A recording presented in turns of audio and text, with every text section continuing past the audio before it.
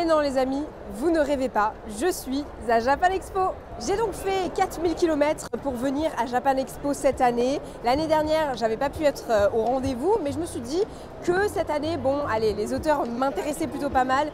Et puis, j'allais avoir peut-être quelques opportunités, mais je vous préviens tout de suite, cette Japan Expo n'aura pas le goût des dernières qu'on a fait sur la chaîne. Si vous suivez un petit peu depuis longtemps, vous savez que je suis du genre à courir partout pour toutes les interviews, pour faire la création de contenu partout. Or, cette année, vraiment, c'est beaucoup plus chill. Je suis là pour voir les copains, les copines, discuter un peu avec les éditeurs, essayer de créer des liens, de rencontrer des nouvelles personnes et faire quelques activités. Évidemment, j'ai une ou deux interviews de prévues, ce qui va être vraiment très cool. D'ailleurs, vous avez peut-être reconnu le cosplay clair-obscur. Voilà, pour ceux qui connaissent, qui ont joué au jeu, évidemment, il fallait que je vienne en clair-obscur. Parce que cette année, ils sont là à Japan Expo. Donc il y aura, il me semble, dédicaces et conférences qu'on va essayer de faire. Voilà. Et bon, on a demandé des interviews, mais malheureusement, je crois qu'ils n'acceptent pas trop. Donc on va y aller au culot. Je vais aller les voir et leur dire, écoutez les gars, j'ai kiffé votre jeu vidéo, s'il vous plaît, il faut qu'on discute, voilà. Alors, je n'ai pas pris de trépied, du coup vous êtes adossé à un truc de cigarette. Écoutez, on fait avec, j'avais vraiment envie d'être légère pour cette Japan Expo. Donc, je suis très contente de vous retrouver pour une nouvelle vidéo, un nouveau vlog. Ça fait longtemps qu'on n'a pas fait de vlog sur cette chaîne et surtout, ça fait longtemps qu'on n'a pas fait Japan Expo puisque je n'ai pas fait la 2024. La dernière que j'ai fait, c'était 2023. Malheureusement, le vlog n'est plus disponible, mais il avait pété les records. Voilà, c'était super cool, j'étais très contente.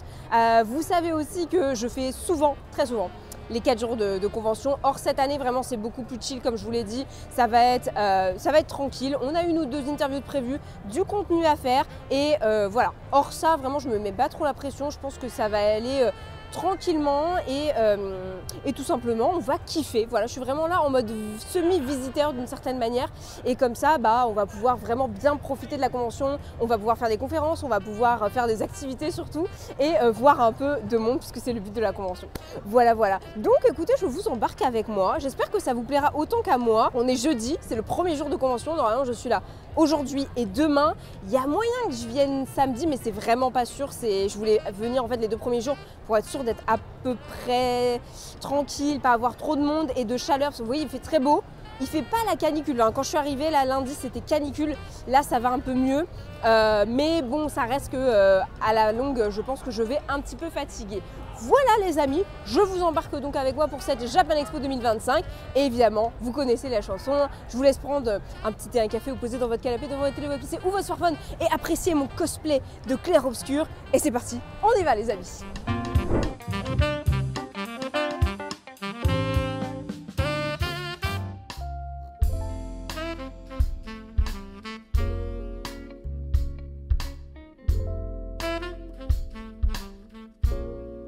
Toujours choqué du prix des onigiri ici. Sachez qu'au Manga Café, on vend les 3 pour 6. Voilà et ils sont meilleurs. Bon, je sais pas si vous m'entendrez bien, mais je suis juste à côté de cette scène et ils sont en train de chanter les musiques de Baldur's Gate. Voilà, je suis trop contente. Première nouveauté pour moi, c'est cet espace dédié à la culture japonaise où vraiment les exposants avaient à cœur de nous expliquer concrètement comment les arts traditionnels japonais et asiatiques fonctionnent, qu'est-ce qui est important dans la culture du Japon. Et c'était super intéressant, je n'ai pas le souvenir d'avoir fait ça les années précédentes, donc j'ai trouvé ce petit spot vraiment très cool. Mais vous vous en doutez, j'ai surtout passé beaucoup de mon temps dans le quartier manga avec les éditeurs. Pour le coup, je savais pas du tout, mais Glénat a mis les grands moyens pour la nouvelle série de l'auteur de Tokyo Revenger, donc Astro Royal, c'est ça, Astro Royal, et il y a même une mini-exposition. Honnêtement, j'étais totalement passée à côté de l'info. On regarde ça ensemble. Il y a déjà des planches du manga qu'on peut observer. Et pour le coup, en effet, on reconnaît bien le style de l'auteur. Là-dessus, il n'y a pas de doute. C'est bien Ken Wakui. A priori, on part sur un shonen, mais vraiment qui va sur fond de monde de Yakuza. Donc avec une idée de déconstruction de code, de rébellion, d'être hors norme. Voilà, c'est ce qu'il dit, hors norme de la société, dans un monde dévasté par une météorite. Ah ouais, on est sur un truc pas mal, écoutez, original, j'ai envie de dire, à voir ce que ça pourrait donner. il est évident qu'il y aura de la bagarre dans ce nouveau manga parce que j'ai l'impression que l'auteur aime bien. Et d'ailleurs là je vois des petits extraits, mais pas le tome encore. Peut-être que j'ai loupé l'info, mais le tome n'est peut-être pas encore sorti. Découvrez la nouvelle série de l'auteur, donc c'est bien sorti après, et donc c'est un extrait gratuit. Ou alors peut-être que le tome est déjà sorti et qu'il est sur le stand de Glénat juste derrière. Je vais aller voir ça. Alors après coup, je me suis renseignée et je comprends pourquoi est-ce que j'en ai jamais entendu parler, tout simplement parce que la série s'est fait complètement cancel après seulement 6 tomes à peu près et moins d'1 an de publication. Donc écoutez, c'est un peu dommage, mais je comprends mieux pourquoi est-ce que j'ai pas entendu parler de la série. Et normalement, le volume 1 est censé sortir chez Glénat du coup en octobre de cette année. Cette année sur le stand de Glénat, il y a évidemment le très grand Luffy qui a toujours finalement, mais par contre en face chez Kana, juste ici, il n'y a pas le grand camion Naruto qu'ils avaient ramené la dernière fois. C'est un peu dommage du coup parce que le stand de Kana ressort beaucoup moins. Mais bon, écoutez, c'est pas grave. En tout cas, le Luffy, lui, vous voulez le voir, il sera là à 100%. Sort du petit photocall Berserk et juste en face il y a la nouvelle collection Berserk de Célio. Je vais y jeter un coup d'œil, ça a l'air trop bien.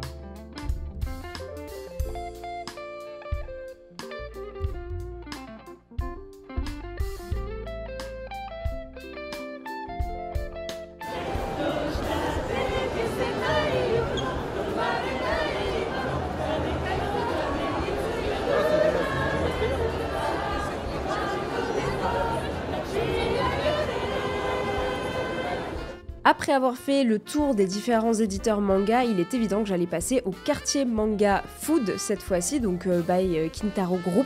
Et c'est toujours un plaisir de venir ici parce que les gens n'ont vraiment pas l'habitude, c'est tout le temps assez vide en vrai, ça va rapidement. Et là du coup je mangeais avec Otakult, que vous reconnaissez sûrement je pense, et c'était très très bon, franchement on se régalait. Ensuite on enchaîne directement avec la scène de Junji Ito sur la scène Yuzu du coup, et petite surprise.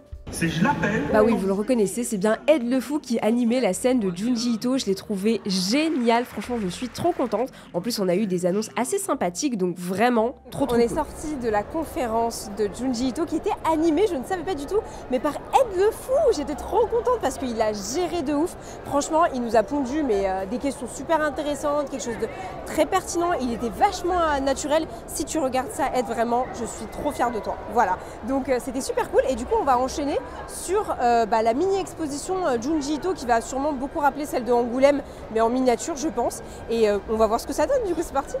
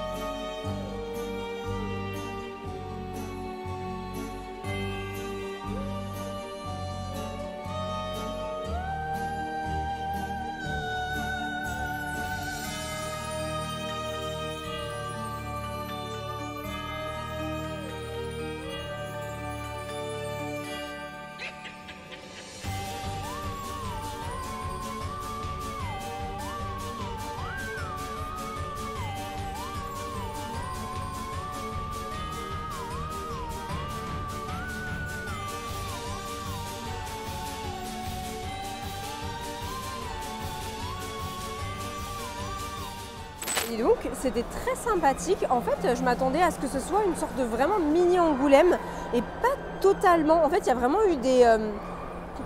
on va dire quelque chose d'un petit peu neuf, d'un petit peu novateur par rapport à ce qui a été fait à Angoulême, avec une autre mise en scène, une autre ambiance, etc. Alors c'est vrai que celle de Angoulême était plus grande et avait vraiment une sacrée ambiance pesante, vraiment qui allait totalement dans l'idée du manga, enfin de ses œuvres, en tout cas Junji Ito. Là, on est un peu moins dedans forcément, mais honnêtement, c'était une très chouette expo. Franchement, je trouve qu'ils ont fait du bon boulot, hein. C'était meilleur que les expos des années précédentes où je trouve qu'on est allé un peu dans la surface finalement. Là, on a essayé, après c'est plus facile entre guillemets, de vraiment coller à l'univers de Junji Ito et ça fonctionne bien. Je suis en train de croiser de plus en plus de mes homologues de Clair Obscur et ça me fait très plaisir. Regardez qui j'ai croisé. Si c'est pas le meilleur couple finalement du manga YouTube Game, je ne sais pas c'est quoi. C'est vrai, c'est vrai. Ils font du super taf. Allez les voir, voilà. Alors, on s'approche de la fin de la convention. En vrai, il reste encore 2 heures, mais je ne compte pas faire la fermeture aujourd'hui.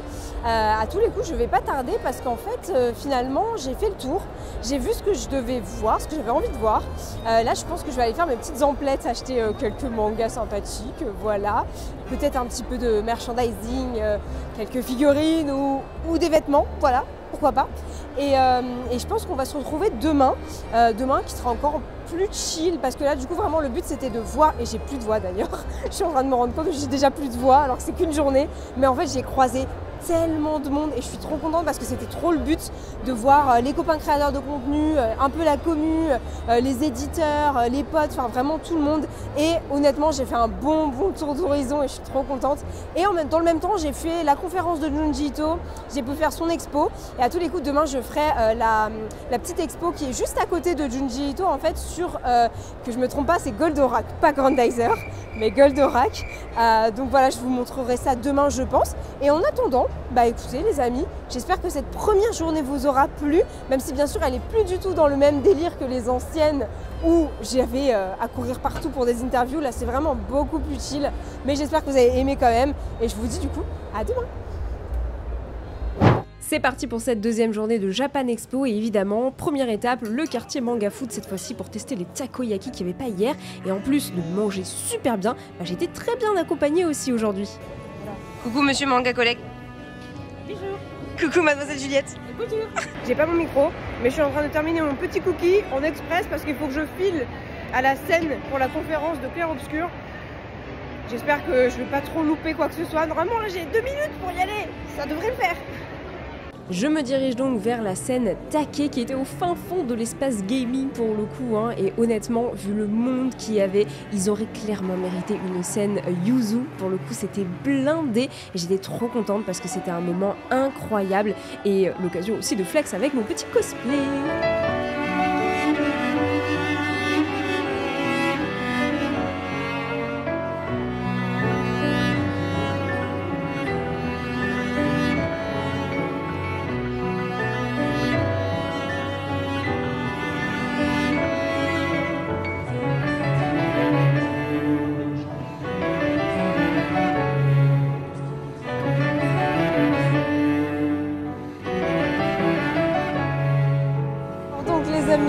On a un peu enchaîné là depuis que je suis arrivée, et c'est pas terminé en vrai de vrai, mais je sors de la conférence Clair Obscur des équipes de Sunfall, notamment principalement, donc il y avait le compositeur, les acteurs de motion capture, les comédiens de doublage, c'était vraiment ça sur scène, donc je vous montrerai évidemment toutes les photos parce que j'ai bombardé, j'étais trop contente, franchement c'était super intéressant. On a eu quelques petites exclus, alors on savait déjà pour le vinyle, on savait déjà à peu près pour le concert, mais là ça a été officialisé en fait, tout simplement. Il va y avoir un concert pour les OST du jeu Clair Obscur, j'ai trop hâte et vraiment quel plaisir de voir tous ces bonnets rouges, franchement j'étais trop contente. Voilà, je pense que ça se sent. Maintenant là le but c'est que dans 30 minutes à peu près j'ai une interview avec le seiyuu, enfin du coup le comédien de doublage français de Natsu dans Fairy Tail, et donc j'ai un petit créneau sympathique, on va essayer de poser des questions et après ça c'est chill. Je finis ma Japan en faisant mes emplettes et en chillant tout simplement. Donc je vous montre tout ça et j'espère que ça vous plaira. Bonjour à tous, on se retrouve pour une nouvelle interview pour le média Kazoku. Je suis en présence de Arnaud Laurent. Comment vas-tu? Ça va très bien. Super, ça va, pas trop fatigué? Un peu fatigué. Un petit peu, on sent que voilà, la Japan cette année, la chaleur et tout. Ouais, la chaleur et puis en fait ils m'ont programmé plein de trucs à faire et ce que j'adore. Mais du coup c'est vrai que ouais, ça s'enchaîne bien. L'interview sera donc à retrouver bientôt sur la chaîne de Kazoku et vraiment je peux vous dire que c'était trop bien. Ils sont en train de faire des checks. Alors ça y est, je sors de l'interview avec monsieur Arnaud Laurent qui était absolument un amour, vraiment adorable. L'interview était trop bien. Voilà, j'ai juste trop kiffé. De toute façon, c'est tout le temps cool en fait de rencontrer des gens et puis de pouvoir discuter avec eux dans ce cadre un peu privilégié, hein, on va pas se mentir. Hein. C'est quelque chose de génial. On a eu un bon 25-30 minutes. On est arrivé un peu en avance, du coup on a pu avoir un peu plus de temps, ça c'est chouette. Et là c'est fini. Écoutez, j'ai plus d'obligation. Donc là, je vais juste me balader, acheter des mangas, essayer de voir un peu de monde aussi. Et que demander de plus finalement. Voilà, je vous sortirai des petits reels, probablement qui sortiront, et l'article avant cette vidéo je pense, mais voilà. Par contre aujourd'hui, rien à voir avec hier dans le sens où il fait plus chaud je trouve, mais c'est parce qu'il y a plus de monde en fait. Vraiment là je sens que c'est difficile de circuler dans les allées en fonction des horaires et de où tu es. Il y a vraiment des moments où c'est super blindé quoi. Après bon, je pense que ça sera pire finalement demain samedi et peut-être même dimanche, même si je crois que généralement dimanche c'est un peu plus léger, mais j'avoue qu'aujourd'hui on sent que ça travaille quoi, il y en a du monde aujourd'hui.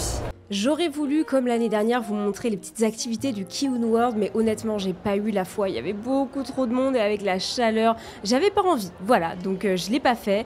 En revanche, je suis allée dévaliser Mana Books pour Yamada-kun. Hein, c'est vraiment ma pépite du moment. Et j'ai pu avoir mon tote bag et ma jaquette alternative.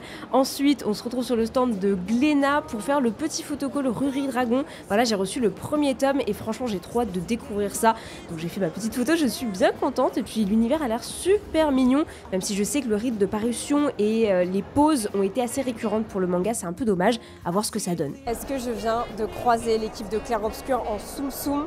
Je leur ai montré mon cosplay, ils ont validé, j'étais comme ça, j'aime trop ce que vous faites, vous avez fait une perf de ouf, et tout. Vraiment vraiment une enfant, tu vois, et genre, j'étais trop intimidée, je suis en mode mais... Voilà, j'ai bloqué et ils ont vu mon cosplay, ils sont en mode « Oh, trop mignon et tout machin, trop bien, on aime trop et voilà et merci » et j'étais en mode bah, « Merci à vous en fait, merci à vous ». Bref, trop contente. La convention ferme ses portes dans très peu de temps, il est 18h là et donc j'ai pas eu encore le temps de faire l'exposition Goldora qui est juste derrière moi. Voilà, donc je vais aller la faire tout de suite et je vous montre ça évidemment, vous connaissez la chanson, c'est parti. Cette exposition, c'était pour fêter les 50 ans de l'animé Goldorak et de l'univers en fait de Grandizer, parce que pour le coup, oui, c'est la même chose, c'est juste que Goldorak est le nom francisé et Grandizer est le nom original finalement de la série. Donc on pouvait retrouver plein de planches et de reproductions. Il y avait des PLV, ce genre de choses, des petites figurines de l'univers en fait de Goldorak qui étaient vraiment super mignons. Ça m'a vraiment replongé en enfance. Je me souviens que je regardais ça quand j'étais très petite.